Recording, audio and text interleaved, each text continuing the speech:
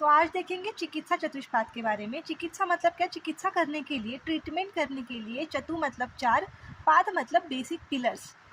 पाद मतलब पैर, जो चार पैर जिनके बिना चिकित्सा नहीं हो सकती, वो चार कौन है ये देखते हैं सबसे पहले। तो श्लोक में कहा गया है, भीषक द्रव्याणि उपस्थाता रोदगी पाद चतुष्टयम चिकित्सी तस्य निर्दिष्टम प्रत्येकम तत चतुर्गुणम।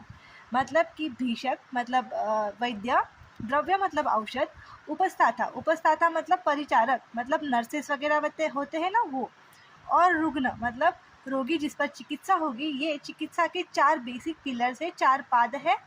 तो चिकित्सी तस्य निर्दिष्टम प्रत्येकम तत्चतुर्गुणम। तो ये जो चार चिकित्सा पाद बताए गए हैं उनके अलग से चार चार गुण बताए गए हैं।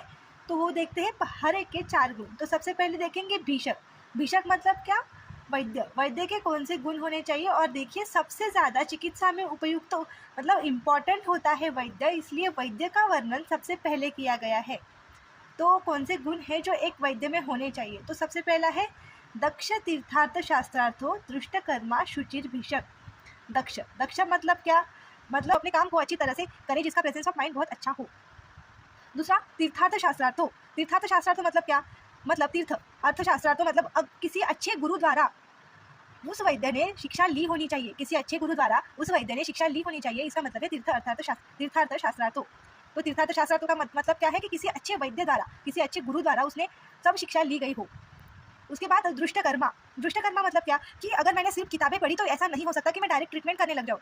तो दृष्टकर्मा का मतलब ये है कि जो भी ट्रीटमेंट मैं करने वाली हूँ, अगर मैं पंचकर्म करने वाली हूँ, कोई भी कर्म या कोई भी ट्रीटमेंट कर रही हूँ, तो वो मैंने देखी हुई होनी चाहिए, वो सब कर्म मैंने देखे हुए होने चाहिए। तो यही इसका मतलब है दृष्टकर्मा। और शुचिर भीषक। शुचि, शुचि मतलब क्या? जो काय वाक मन से शुद्ध हो, जो अच्छी बातें करे, सबसे अच्छी घुल मिल जाए, जिसके मन में पाप ना हो, ठीक है, तो वो होता है शुचि, पवित्र। तो अब आते हैं औषध के गुण। औषध के भी चार गुण होंगे। देखिए हमने भीषक के चार गुण, तो अब देखेंगे औषध के चार गुण। तो औषध के चार गुण कौन से हैं? बहुकल्पम, बहुगुणम, संपन्नम, योग्यम औषधम। तो बहुकल्प, सबसे पहले आता है बहुकल्प। अगर कोई द्रव्य है, मतलब अगर कोई प्लांट है जिसके बहुत सारे कल्प बन सकते हैं, उसका चूर्ण भी बन रहा है, जिसका काढ़ा भी बन रहा है, जिससे रस भी निकल रहा है, तो ट्रीटमेंट ईजी हो जाएगी। तो बहुकल्पम। तो उसके बाद आता है बहुगुणम। बहुगुणम मतलब क्या? उसमें बहुत सारे गुण हो, ऐसे नहीं कि सिर्फ एक या दो ही गुण है, जिसमें अच्छे अच्छे बड़े मतलब गुरुवादी गुणों में से बहुत से गुण उस औषध में हो। संपन्न का मतलब क्या होता है? कि उसमें जो रसपंचक है वो उससे संपन्न हो। और इसका मतलब ये भी होता है कि हमारे आयुर्वेद में बताया गया है कि कौन सा प्लांट कहाँ पे ग्रो करना चाहिए, वो कौन से देश से लेना चाहिए, तो उस देश से लाया गया हो और उसमें जो गुण होने चाहिए वो गुण उस औषध में है, तो वो होता है संपन्नम। तो उसके बाद है योग्यम औषधम। योग्यम मतलब क्या? कि जिस डिसीज के लिए मुझे ये औषध देनी है, वो डिसीज क्योर करने वाली ही औषध मैं उसे दूँ। मतलब कि अगर मुझे बुखार ठीक करना है तो मैं पैरासिटामोल दूँ, तो ये पैरासिटामोल